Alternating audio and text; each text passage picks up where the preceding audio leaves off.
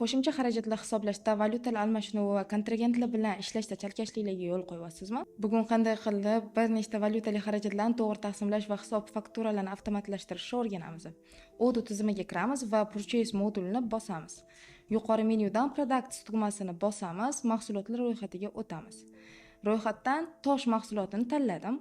Uni umumiy ma'lumotlari, ya'ni General Information'dan Product Type, ya'ni Goods ekanligini va Purchase belgisi qo'yilganligini tekshiramiz va kategoriyadan Goods, ya'ni mahsulot tanlanganligini tekshirishimiz kerak.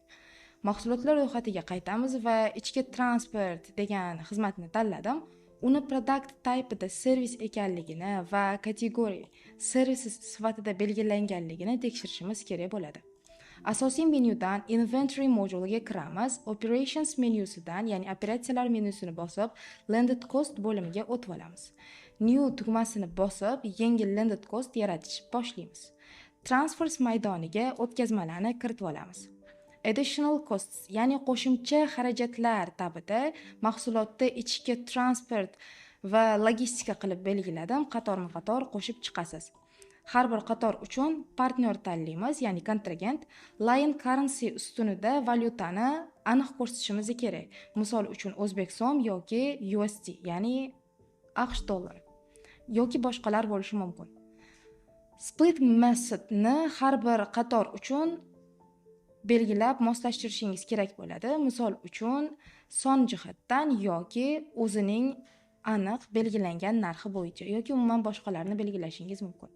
Xarajat summasini cost ustuniga kiritamiz va pastda ko'rishingiz mumkin compute tugmasi bor.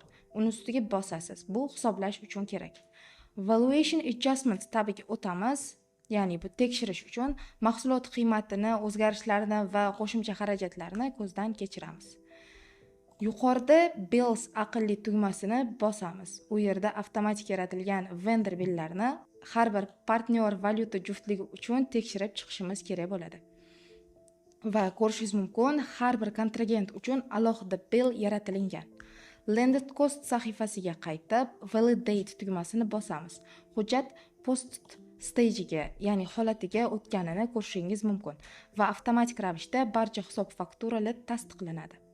Ushbu jarayon davomida Valuation Adjustment tabida hisobot valyutasidan aks etuvchi qiymatlar hamda Additional Cost tabidagi xilma-xil valyutalar tizim aniqligini ta'minlaydi. Valuation Adjustment qismida asosiy valyutasida ko'ringanini ko'rishingiz mumkin bo'ladi.